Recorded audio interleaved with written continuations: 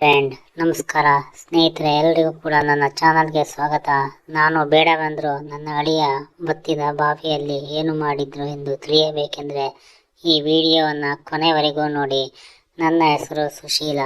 ನನಗೆ ಒಬ್ಬಳೇ ಮಗಳು. ಅವಳೇನು ಹೆಚ್ಚಾಗಿ ಓದಲಿಲ್ಲ. ಅದಕ್ಕೆ 10ನೇ ಕ್ಲಾಸ್ ಪಾಸ್ ಆಗುವವರೆಗೂ ಓದಿಸಿ ನಂತರ ಅವಳಿಗೆ ಮದುವೆ ಮಾಡಬೇಕೆಂದು ನಾನು ನಿರ್ಧಾರ ಮಾಡಿದೆ. ಆದರೆ ಅವಳು ಕೆಲಸಕ್ಕೆ ಹೋಗುತ್ತೇನೆಂದು ಒಂದು ಕಂಪನಿಯಲ್ಲಿ ಗೌರ್ಮೆಂಟ್ ಕಂಪನಿಗೆ ಹೋಗಿ ಕೆಲಸ ಸೇರಿದಳು. ಅವಳೇ ಖರ್ಚಿಗೆ ಆಗುವಷ್ಟು ಮತ್ತೆ ಮನೆಗೆ ನೀಡುತ್ತಿದ್ದಳು.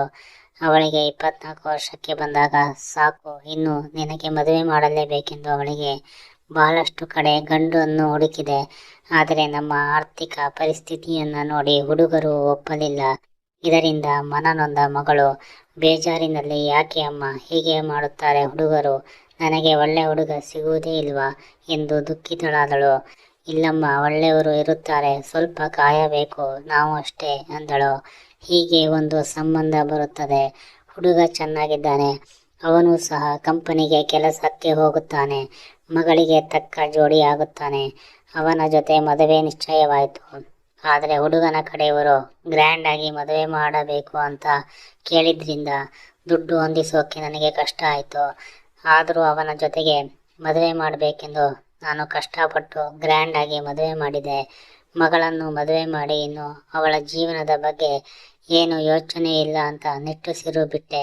ಮದುವೆಯಾದ ರಾತ್ರಿ ನಾನು ಮಗಳಿಗೆ ಬುದ್ಧಿ ಹೇಳಿ ತಿಳಿ ಹೇಳಿ ಗಂಡನ ಹತ್ತಿರ ಕಳಿಸಿದೆ. ಅವಳು ನಾಚಿಕೊಂಡು ಭಯದಿಂದ ಹೋದಳು. ನಾನು ಸ್ವಲ್ಪ ಹೊತ್ತು ಆದ ಮೇಲೆ ಅವರ ರೂಮಿನ ಕಡೆ ಹೋದೆ. ಆದರೆ ಏನೋ ಶಬ್ದ ಬರುತ್ತಿರಲಿಲ್ಲ. ಯಾಕೋ ಸಂಶಯವಾಯಿತು.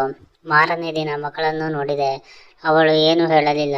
ನಾನು ಕೇಳಲು ಆಗಲಿಲ್ಲ. ಆದರೆ ಯಾಕೋ ಈ ವಿಷಯದಲ್ಲಿ ಏನೋ ತಪ್ಪಾಗಿದೆ ಎಂದು ನನ್ನ ಒಳ ಮನಸ್ಸು ಹೇಳುತ್ತದೆ.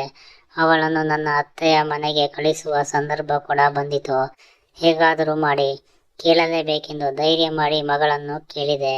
ಅವಳು ತಲೆ ತಗ್ಗಿಸಿ ಏನೂ ಮಾತನಾಡಲಿಲ್ಲ. ನೋಡಮ್ಮ, ನಾನು ನಿನ್ನ ಅಮ್ಮ. ಜೀವನದ ಈ ದಿಕ್ಕನ್ನು ನಾನು ಅನುಭವಿಸಿದ್ದೇನೆ. ನೀನು ನನ್ನ ಹತ್ತಿರ ನಿಸ್ಸಂಕೋಚವಾಗಿ ಹೇಳಬಹುದು. ಹೇಳು. ಹೌದಮ್ಮ, ನಿನ್ನೆ ರಾತ್ರಿ ನಮ್ಮಿಬ್ಬರ ಮಧ್ಯೆ ಏನೂ ನಡೆದಿಲ್ಲ. ಯಾಕೆಂದರೆ ಅವರಿಗೆ ಇಷ್ಟವಿಲ್ಲ. ಅವರಿಗೆ ಬೇಕಾಗಿರೋದು ಹೆಂಡತಿ ಎನ್ನುವ ಬೊಂಬೆ ಮಾತ್ರ. ಅವರಿಗೆ ಸಂಸಾರ ಬೇಡವಂತೆ. ಈ ಮಾತನ್ನು ಕೇಳಿ ನಾನೇನು ಮಾಡಬೇಕೆಂದು ತೋಚಲಿಲ್ಲ. ನನಗೆ ಸರಿ ಆಯ್ತಮ್ಮ, ನೀನು ಅಂದುಕೊಂಡು ಅತ್ತೆ ಮನೆಯಲ್ಲಿರೋ, ಎಲ್ಲ ಸರಿ ಹೋಗುತ್ತೆ, ನಂಬಿಕೆ ಇಡು ಅಂತ ಹೇಳಿ ಅವಳಿಗೆ ಕಳಿಸಿದೆ. ಮಗಳ ಜೀವನದ ದಿಕ್ಕು ತಪ್ಪುತ್ತೆ ಎಂದು ಅನಿಸಿ ನನಗೆ ಯೋಚನೆ ಮಾಡತೊಡಗಿದೆ. ಏನು ಮಾಡಿದರೆ ಸರಿ ಹೋಗುತ್ತೆ? ಅಳಿಯನೇ ಹತ್ತಿರ ನಾನು ಈ ವಿಷಯ ಮಾತನಾಡೋದು ಸರಿ ಹೋಗಲ್ಲ. ನೋಡೋಣ, ದೇವರು ಯಾವ ದಿಕ್ಕನ್ನು ತೋರಿಸುತ್ತಾನೋ ಅದೇ ದಿಕ್ಕಿನಲ್ಲಿ ನೋಡೋಣ, ನಡೆಯೋಣ. ಮಗಳು ಅತ್ತೆ ಮನೆ ಸೇರಿದ 1 ತಿಂಗಳು ಆದಮೇಲೆ ಅಳಿಯ ನಮ್ಮ ಮನೆಗೆ ಬರುತ್ತಾರೆ. ಅವರು ಬರುತ್ತಾ ತಿಂಡಿ ತಿನಿಸಲು ತಂದಿದ್ದಾರೆ. ಮಗಳು ಬರಲಿಲ್ಲವೆಂದು ಕೇಳಿದ್ದಕ್ಕೆ, ಇಲ್ಲ, ಅವಳಿಗೆ ಇವತ್ತು ಕೆಲಸ ರಜವಿಲ್ಲ, ನಾನು ಈ ಕಡೆ ಕೆಲಸ ಇದ್ದಿದ್ದರಿಂದ ಬಂದೆ. ಅವರು ಬೆಳಗ್ಗೆನೇ ಬಂದರು. ನನಗೆ ತೋಟದಲ್ಲಿ ಏನೋ ಕೆಲಸ ಇದೆ ಎಂದು ಹೇಳಿದೆ. ಅದಕ್ಕೆ ಅವರು ನಾನು ಸಹಾಯ ಮಾಡುತ್ತೇನೆ ಇರಿ ಎಂದು ಹೇಳಿ ತೋಟಕ್ಕೆ ಬಂದರು. ತೋಟದಲ್ಲಿ ಒಂದಿಷ್ಟು ಗಿಡಗಳನ್ನು ಕೀಳಲು ನನಗೆ ಸಹಾಯ ಮಾಡಿ ಅವರು ಮೈಗೆಲ್ಲ ಮಣ್ಣನ್ನು ಮಾಡಿಕೊಂಡ್ರು. ಅಳಿಯ ಅಂದರೆ, ನಿಮ್ಮ ಬಟ್ಟೆಯ ಎಲ್ಲ ಮಣ್ಣಾಗಿದೆ, ನೀವು ಮೊದಲು ಸ್ನಾನಕ್ಕೆ ಹೋಗಿ. ಅವರನ್ನು ಸ್ನಾನಕ್ಕೆ ಕಳುಹಿಸಿದೆ.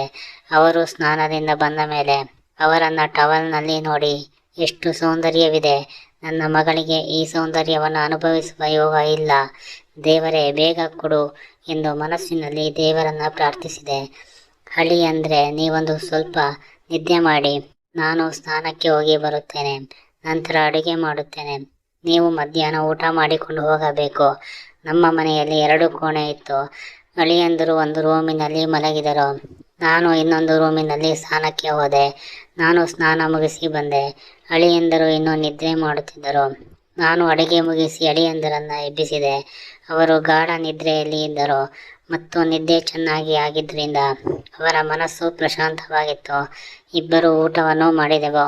ಅವರು ಹೊಟ್ಟೆ ತುಂಬ ಊಟವನ್ನು ಮಾಡಿದರು.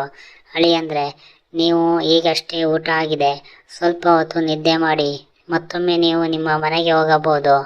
ಅವರು ನಾನು ಹೇಳಿದಂತೆ ರೂಮಿಗೆ ಹೋಗಿ ನಿದ್ರೆ ಮಾಡಿದರು.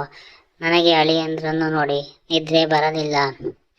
ಬತ್ತಿದ್ದ ನನ್ನ ಬಾವಿಯಲ್ಲಿ ನೀರು ಬರುವುದಕ್ಕೆ ಶುರುವಾಯಿತು.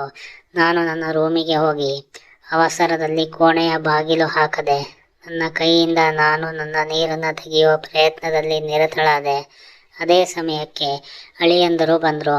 ನನ್ನನ್ನು ಈ ಸ್ಥಿತಿಯಲ್ಲಿ ನೋಡಿದ್ರು. ಅತ್ತೆ, ಏನಿದು? ಅಳಿಯಂದರೆ ಏನಿಲ್ಲ ಅಂದೆ. ಇದೇನು ಇಷ್ಟೊಂದು ಹುಲ್ಲಿದೆ? ನಿಮ್ಮ ಹುಲ್ಲು ನೋಡಿ ನನಗೆ ಬಾಯಲ್ಲಿ ನೀರು ಬರುತ್ತಾ ಇದೆ. ಈ ಹುಲ್ಲಿನಲ್ಲಿರುವ ಬಾವಿಯೊಳಗೆ ಬತ್ತಿರುವುದನ್ನು ನಾನು ನೀರು ತೆಗೆಯಬೇಕು. ಇದೇನು ಮಾತಾಡ್ತಾ ಇದ್ದೀರಾ ಅಳಿಯಂದ್ರೆ? ಇದು ತಪ್ಪು. ಯಾಕೆ ತಪ್ಪಾಗತ್ತೆ? ಅತ್ತೆ, ನಾನು ಈ ವಿಷಯವನ್ನು ನಿಮ್ಮ ಮಗಳಿಗೆ ಹೇಳಿದರೆ ಚೆನ್ನಾಗಿರುತ್ತದೆ ಹೇಳಿ. ಅಯ್ಯೋ ಬೇಡ ಅಳಿಯಂದ್ರೆ, ಇವೆಲ್ಲ ಅವಳಿಗೆ ಹೇಳಬಾರದು. ನೀವು ಮತ್ತೆ ನನಗೆ ಅವಕಾಶಗಳನ್ನು ನೀಡಿ. ಅಳಿಯಂದ್ರೆ, ನೀವು ನನ್ನ ಮಗಳನ್ನು ಸ್ವೀಕರಿಸಲ್ಲ ಅಂತೆ ನಾನು ಮೊದಲೇ ನಿರ್ಧಾರ ಮಾಡಿದ್ದೆ. ಅತ್ತೆಯ ಬಾವಿಯಿಂದ ನೀರನ್ನು ತೆಗೆದ ಮೇಲೆ ನಾನು ಮಗಳ ಜೊತೆ ಸಂಸಾರ ನಡೆಸುವುದೆಂದು ಅದನ್ನು ಹೇಳಲೇ ನಾನಿವತ್ತು ಬಂದಿದ್ದು.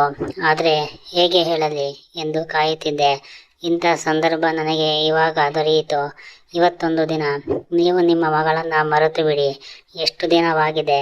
ಹುಲ್ಲು ಬೆಳೆದಿದೆ, ಬಾವಿಯನ್ನು ಹುಡುಕಬೇಕು, ನೀರನ್ನು ಕಷ್ಟಪಟ್ಟು ತೆಗೆಯಬೇಕು. ನಿಮ್ಮ ಮಗಳ ಬಾಳು ಚೆನ್ನಾಗಿರುತ್ತದೆ ಯೋಚಿಸಿ.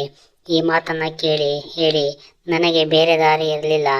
ನನಗೂ ಅಳಿಯನಿಂದ ಬಾವಿಯನ್ನು ತೋಡಿಯಬೇಕು. ಅರ್ಧ ಗಂಟೆ ಅಳಿಯ ಬಾವಿಯನ್ನು ತೋಡಿದ ನೀರು ಚಿಮ್ಮಿತು. ಅಳಿಯ ಎಷ್ಟು ಚೆನ್ನಾಗಿ ಮಾಡಿದ. ನನ್ನ ಮಗಳು ಅದೃಷ್ಟ ಮಾಡಿದ್ದಾಳೆ ಎಂದು ಮನಸ್ಸಿನಲ್ಲಿ ಅಂದುಕೊಂಡೆ.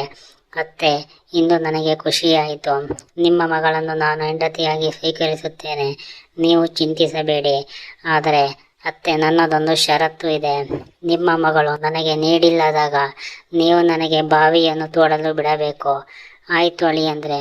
ನನ್ನ ಮಗಳು ನಿಮ್ಮ ಮನೆಯಲ್ಲಿ ಸಂತೋಷವಾಗಿದ್ದರೆ ಅಷ್ಟೇ ಸಾಕು. ನನಗೆ ಅಳಿಯ ಮನೆಗೆ ವಾಪಸ್ ಹೋದ ಮಗಳು ಮಾರನೇ ದಿನ ಫೋನ್ ಮಾಡಿ, ಅಮ್ಮ, ಅವರು ಸರಿ ಹೋಗಿದ್ದಾರೆ, ನಮ್ಮ ಸಂಸಾರ ಇವಾಗ ಚೆನ್ನಾಗಾಗಿದೆ, ಶುಭ ಸುದ್ದಿಯನ್ನು ನೀಡಿದಳು.